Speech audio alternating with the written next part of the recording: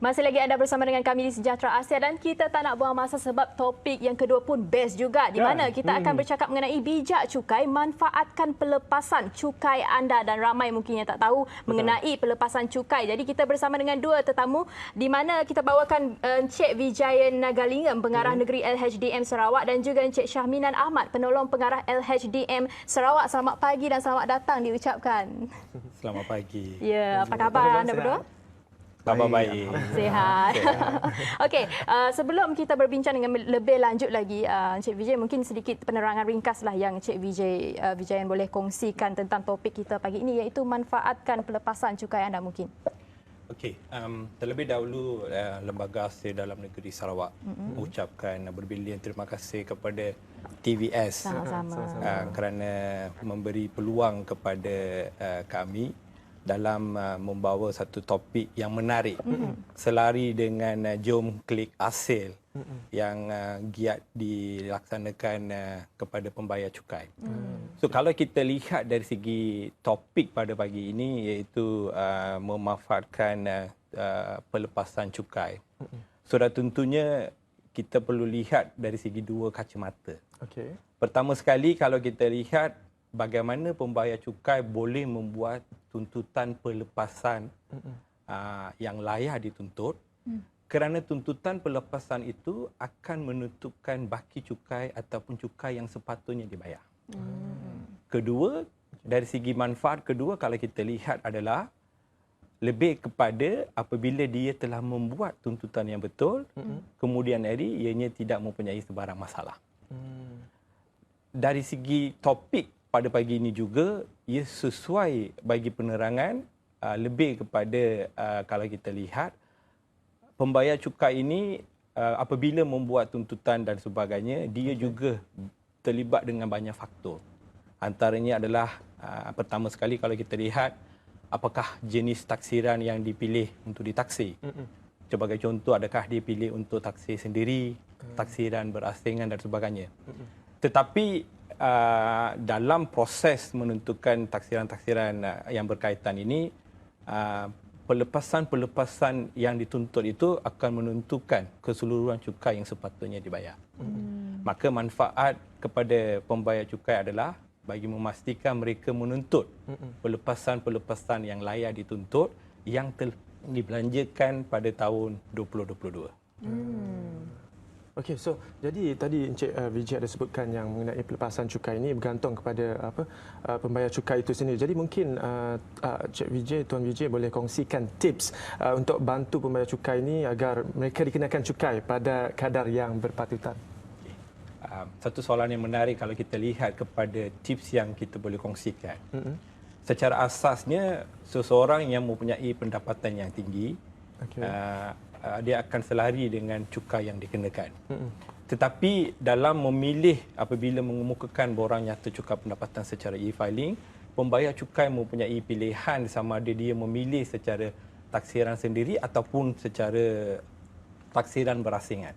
Sebagai contoh, seorang individu yang telah berkahwin dan pasangannya mempunyai pendapatan bercukai. Dia mempunyai dua pilihan. Pilihan pertama, sama ada dia pilih untuk taksir secara berasingan, iaitu atas nama diri sendiri atau atas nama isteri. Pilihan kedua adalah dia memilih untuk taksir bersama. Maksudnya pendapatan daripada individu saya sendiri dan pendapatan isteri itu digabungkan. Tetapi apa bezanya? Kalau kita lihat dari segi manfaat ataupun tips yang kita boleh berikan pada pagi ini adalah jika pembayar cukai itu pilih untuk taksiran secara berasingan, maka dia layak untuk menuntut pelepasan individu sebanyak RM9,000 untuk diri sendiri dan pasangannya. Maka dia dah layak tuntut RM9,000 dan RM9,000. Tetapi jika pembayar cukai yang sama memilih taksiran itu secara bersama, bermaksud pendapatan daripada individu dan pasangannya digabungkan, tetapi pelepasannya hanya layak kepada individu RM9,000 dan pasangannya hanya sebanyak RM4,000. So sudah tentunya perbezaan ini juga akan menyebabkan bahawa jumlah pelepasan yang dituntut itu berlainan. Tinggi pelepasan yang dituntut maka cukai yang dibayar itu juga akan memberi kesan. So itu antara perkara yang pembayar cukai perlu memahami semasa mereka membuat e-filing.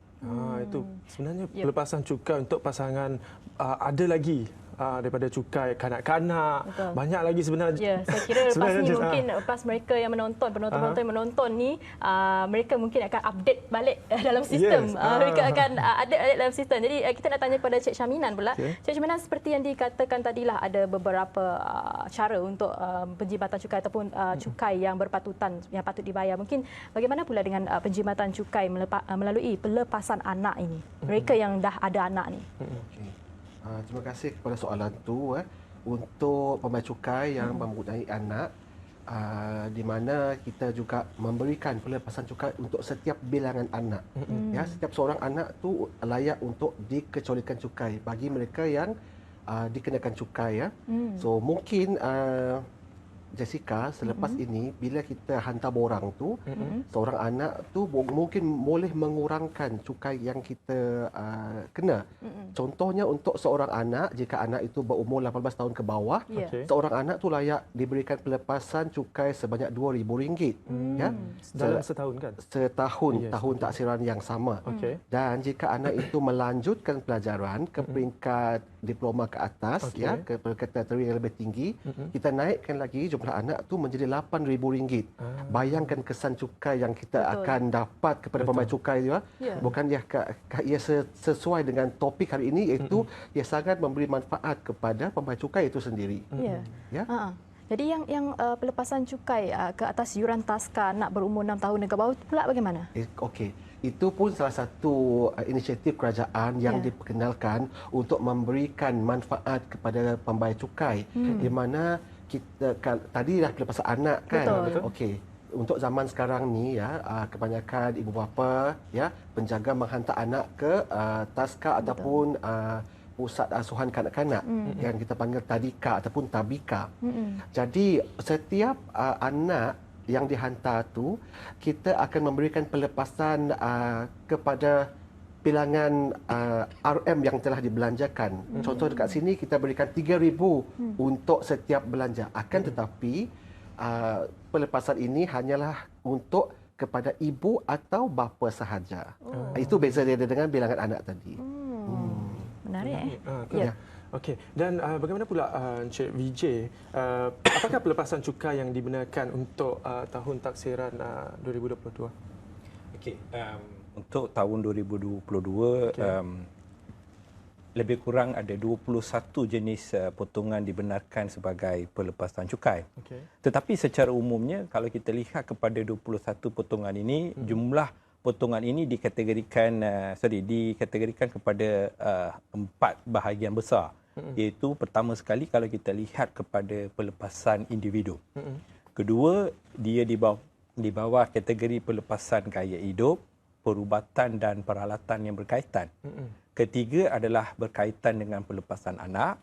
Dan juga keempat adalah berkaitan dengan caruman, sumbangan dan lain-lain. Right? Antara beberapa contoh yang saya boleh utarakan di sini adalah berkaitan dengan rawatan, perubatan dan keperluan as penjagaan ibu bapa. Yang biasa dituntut oleh pembayar cukai terhad kepada RM8,000.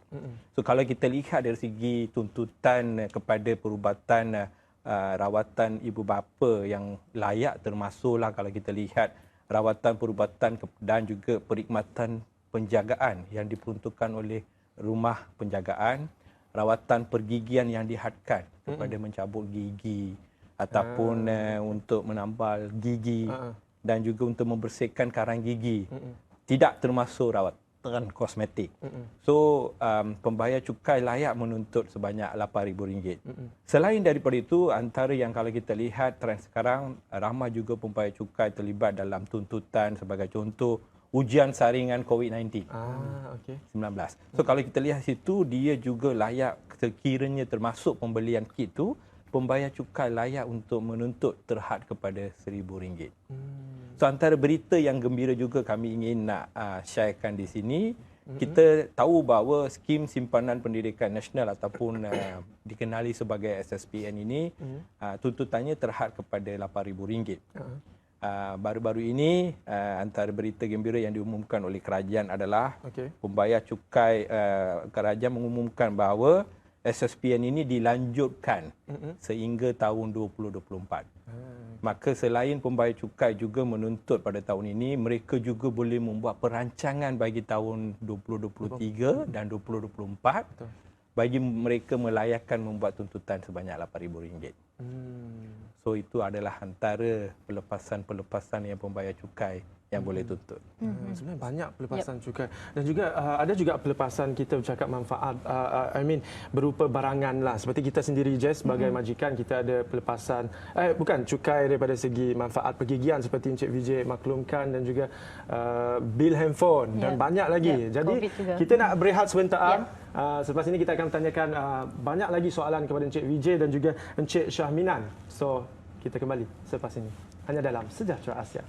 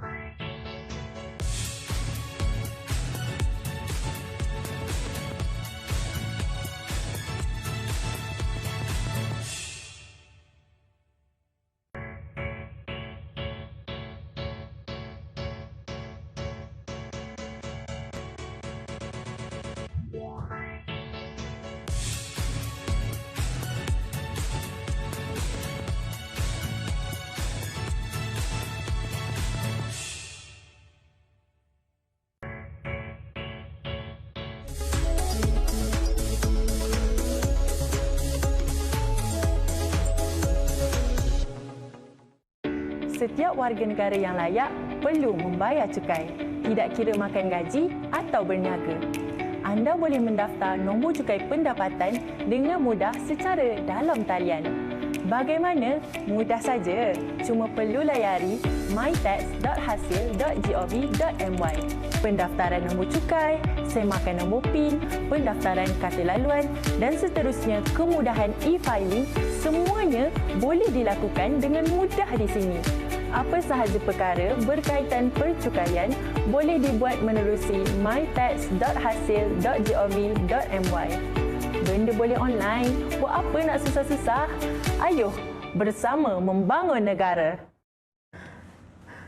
Benda boleh online, buat apa nak susah-susah. Betul. Sekarang ni boleh je buat pelepasan cukai melalui online. Yeah. Dan kepada anda semua, terima kasih kerana terus setia bersama kami sebab kita nampak ya dekat social media. Wow, meriah. tinggi viewer kita. Ni mesti nak tahu pasal cukai, nak tahu pasal buruh tadi kan. So, ni nak baca sedikit komen lah daripada Rosliana Sibli. Dia kata terbaiklah Tuan Vijay Yandagalingam dan Encik Syahminan Ahmad. Dan daripada Tuti Hailrina, supporting Mr. Vijay and Mr. Syahminan. Wah, ada peminat Selamat pagi kita ucapkan kepada semua para penonton. Kita nak ucapkan terima kasih kerana tolong share, tolong komen, meriahkan lagi lah ruangan komen. Ada yang meliur pula tadi. Kan, tengok Cabang A dengan Tesi Peng Special. Dan hari ini topik mengenai cukai. Dan untuk makluman, hasil cukai sebenarnya adalah digunakan oleh kerajaan untuk mentadbir dan juga mengurus sendiri bagi daripada segi pembangunan, infrastruktur, daripada segi perbelanjaan pembangunan lah. So, kita nak tanya dengan Encik Syahminan, iaitu mengenai bagaimana pula dengan pelepasan gaya hidup sebanyak RM2,500 dan juga tambahan RM2,500 ini. Okey. Terima kasih. Untuk gaya hidup ni, pada mulanya kita perkenalkan cukai ni, pelepasan cukai dia hanyalah RM2,500. Walau bagaimanapun melihat kepada peredaran semasa, pelepasan cukai ini ditambah menjadi RM2,500 dan tambah lagi RM500 untuk menjadikan semua pelepasan untuk gaya hidup berjumlah RM5,500.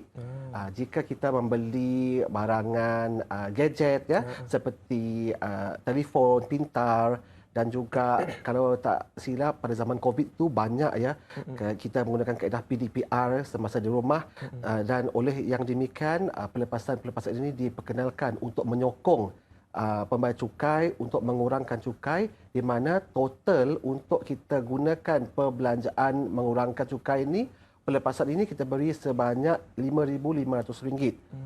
Dan daripada itu juga untuk pelepasan gaya hidup ini juga adalah untuk kita berikan kepada mereka yang aktif dalam bidang sukan ya.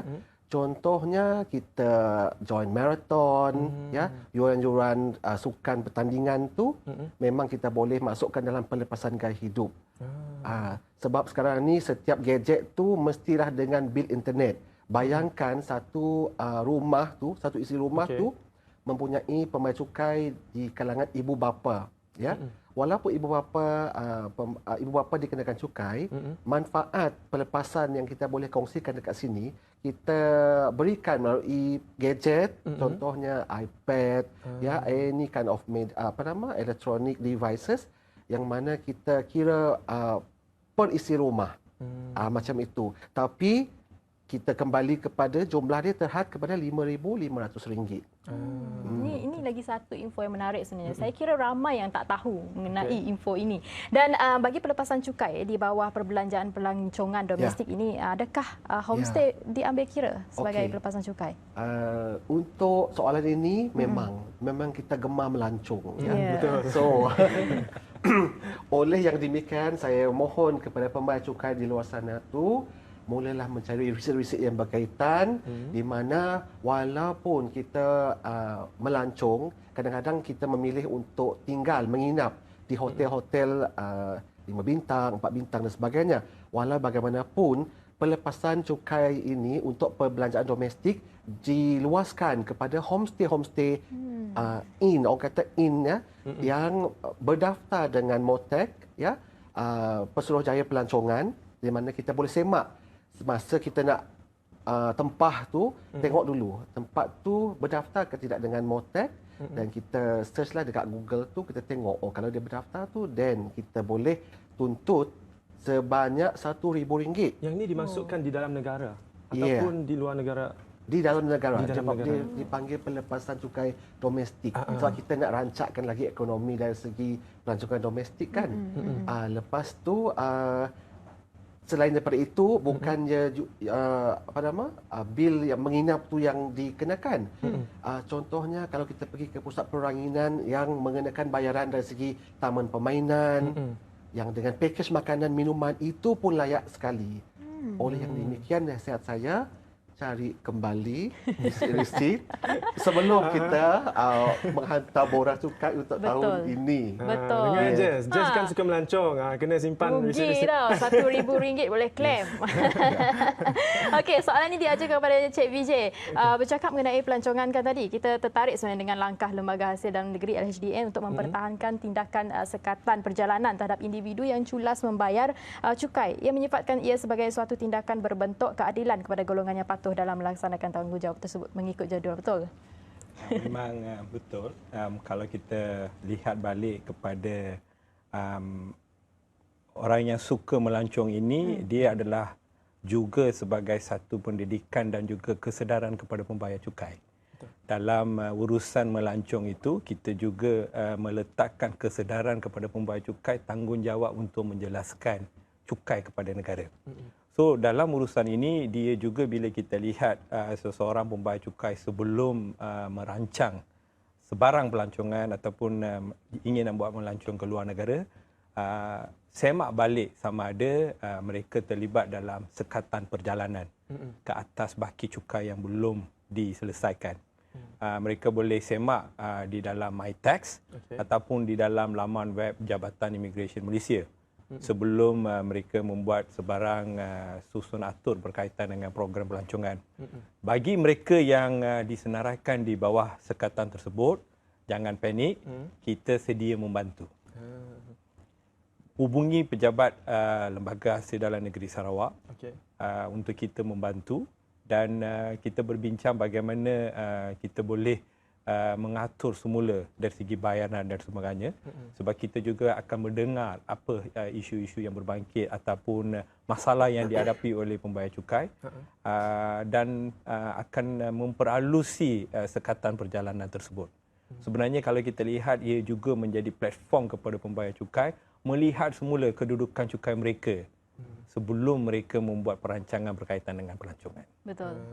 Jadi mungkin kita tak nak isu yang sama berulang. Jadi ini mungkin merupakan satu peringatan juga kepada pembayar-pembayar cukai lah. Dan kita nak tanya soalan terakhir ni sebenarnya, mungkin apa sedikit pesanan kita, pesanan kepada anda penonton yang sedang menonton kita sekarang ini.